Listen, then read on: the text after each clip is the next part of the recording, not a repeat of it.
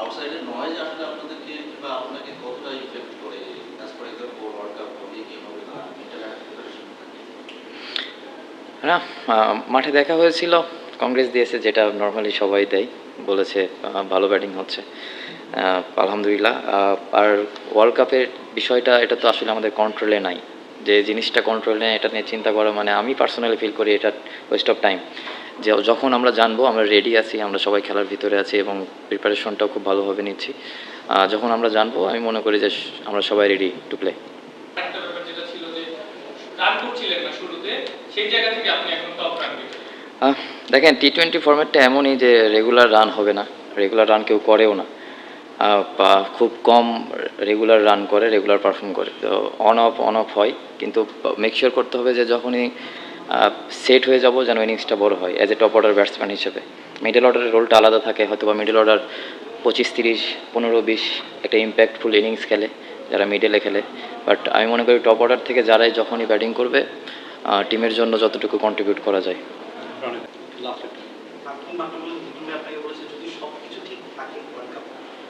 কয়েকজন ওপেনার এখন পর্যন্ত একটু আউট অফ ফর্ম, মানে ওপেনিং প্রসঙ্গে আসছে, যদি 2 ম্যাচ 3 ম্যাচ ওপেনাররা ফ্লপ করে সেক্ষেত্রে কি আপনাকে আমরা ওয়ার্ল্ড কাপে ওপেনিং করতে দেখতে পারি না যদি সব কিছু ঠিক থাকে?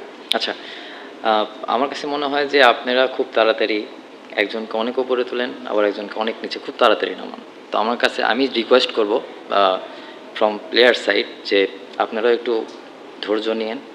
দেখেন লাস্ট একটা বছর ওরা সবাই ভালো পারফর্ম করেছে এবং লাস্ট কয়েকটা সিরিজও ভালো খেলেছে। এই মুহূর্তে আপনি কাকে রেখে কি বিপিএল তো আপনি কাউন্ট করতে পারবেন না, ইন্টারন্যাশনাল খেলা আলাদা, বিপিএল খেলা আলাদা।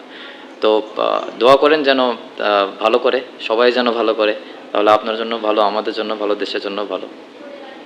বিপিএল এ নিয়ে 200 আপনি কোনটাকে বেশি এগিয়ে রাখবেন? আর আরেকটা প্রশ্ন, শুরুতে রান করছিলেন না, এখন আপনি টপ রান গেটার, এই ব্যাপারটা আসলে কিভাবে?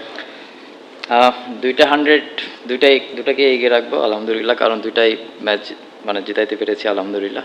সব থেকে ভালো লাগে যে যখন টিমকে জেতানো যায়, এটাই সবথেকে প্রাউডের মোমেন্ট। আলহামদুলিল্লাহ টিমকে অবশ্যই টিমের জন্য কন্ট্রিবিউট করতে পেরে ভালো লাগছে।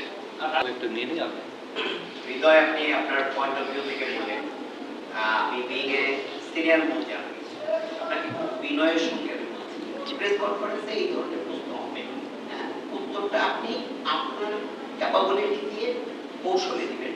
কখনোই জার্নালিস্টকে বলেন না যে আপনারা কাউকে মুখ করে উঠতে পারেন, কাউকে না। আপনি আজকে কিন্তু এখানে শুধু ম্যাচ উইনিং সেঞ্চুরির জন্য আজকে আপনি 10 রানে আউট হয়ে কিন্তু আপনি এখানেও আসতেন না। কাজে আপনার এই যে কথাগুলো হচ্ছে, এই যে প্রত্যাশাটা, একটা ভালোর পরে মানুষ সিঁড়ি বেয়ে উপরে ওঠে, এটাই মিডিয়ার কাজ, এটা সাধারণ মানুষের চিন্তা করে। কাজে মিডিয়া কিন্তু উঠ করে কাউকে নামায় না ওঠায়। প্লিজ একটু মাথায় এটা খুব ভালোভাবে, জি জি, এটা খুব ভালোভাবে মাথায় আছে। আপনি যদি আপনার জায়গা থেকে অনেস্টলি চিন্তা করেন তাহলে আমার মনে হয় অ্যান্সারটা আপনি পেতে পারেন।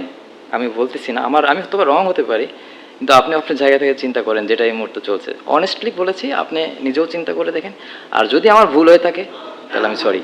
না, আমি আমার ভিতর আমাকে এখানে এমন কেউ নেই যে আমাকে এখান থেকে পিছনে বলছে। আমি আপনার সামনে থেকেই আমার ক্যাপাবিলিটির ভিতর থেকে আমি যতটুকু পারছি আমি অ্যান্সার করছি। অবশ্যই, হ্যাঁ হ্যাঁ, জি জি জি, হ্যাঁ, কিন্তু আমি যেটা বলেছি, আপনি 1 2 3 ম্যাচ দেখে আপনি কাউকে ওপরে নিয়ে আবার নিচে নামাইতে পারবেন না। আপনাদেরও একটু ধৈর্য ধরা উচিত। আপনারা বলছেন ওপেনিং জিনিসটা নিয়ে, আমাদের সকলেই যারা খেলেছে 1 বছর টপ অর্ডারে একটু খেয়াল করে দেখেন, তারা সবাই পারফর্ম করেছে।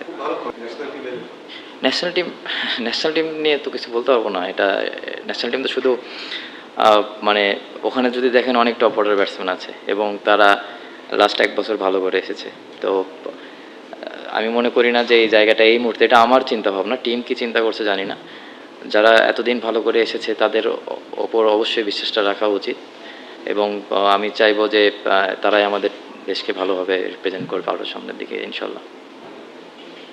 আপনার রানের ট্রান্সফরমেশন যেটা হলো সেটা তো আসলে ওপেনিং করার পর থেকে আর কি। ওপেনিং করার পেছনে বাধাটা কি, সেটা কি আপনার দিক থেকে এসেছে না টিমের দিক থেকে, না এটা কম্বাইন্ড হতে পারে? আপনারা কিভাবে এলো, প্লাস এখানে ন্যাশনাল টিমের কোনো চিন্তা ভাবনা আছে? টিমের দেখেন, অ্যাজ এ প্রফেশনাল প্লেয়ার হিসেবে আপনাকে সব জায়গায় খেলারটা অভ্যাস রাখা উচিত এবং সব জায়গায় কিভাবে অ্যাডাপ্ট করা যায় এটা খুব ইম্পর্টেন্ট। আপনি যদি দেখেন অনেক বড় বড় প্লেয়ারও টি-20 ফর্মেটে বিশেষ করে আপ ডাউন করে, তো আমি টিম থেকে যখন আমাকে এই অপরচুনিটি দিয়েছে, আমাকে যখন বলেছে, আমি বলেছি যে আমার কোনো প্রবলেম নেই, কারণ আমি নিজে থেকেও মেন্টালি রেডি থাকি যে আমাকে যখন যেখানে নামাবে আমি ট্রাই করবো টিমকে এভাবে কন্ট্রিবিউট করার জন্য। হ্যাঁ, যেটা হয় টপ অর্ডারে খেললে ইনিংসটা বড় করার সুযোগ থাকে, এবং মিডল অর্ডারে বা নিচের দিকে খেলে যেটা বললাম যে ইম্প্যাক্টফুল ইনিংসগুলো যেটা 25, 30, 40, 50 যেগুলো যতটুকু করা যায় এটাই। আপনাকে এমন কোনো মেসেজ সে দিয়েছে কিনা বা পরামর্শ যে তুই ওপেন করতে পারিস? না, এমন এমন কোনো মেসেজ আমাকে দেয়নি। আমাকে যেটা বলেছে যে তুই ওয়ার্ল্ড কাপে তো মিডলেই খেলবি, যদি সব কিছু ঠিক থাকে ইনশাল্লাহ, তো চেষ্টা কর মিডলে খেললে তোর জন্য ভালো একটা প্র্যাকটিস হবে, কারণ মিডলে খেলাটা একটু অন্যরকম খেলা। মিডলের খেলা এত ইজিও না যদি দেখেন, কিন্তু মিডলে আবার যেটা বলেছি আগেও, আপনারা তো শুধু মনে করেন 50 এগুলাই শুধু রান, ইম্প্যাক্টফুল ইনিংসও মিডলে কাউন্ট করা হয়। আমাকে এটাই বলেছে, আমিও ট্রাই করেছি যে এভাবে, এবং শুরুটা মনে হয় 3-4-4 করেছিলাম। পরে টিম থেকে ডিসিশন এসেছে আমাকে ওপরে যেতে হবে, টিমের ডিসিশন ছিল এটা।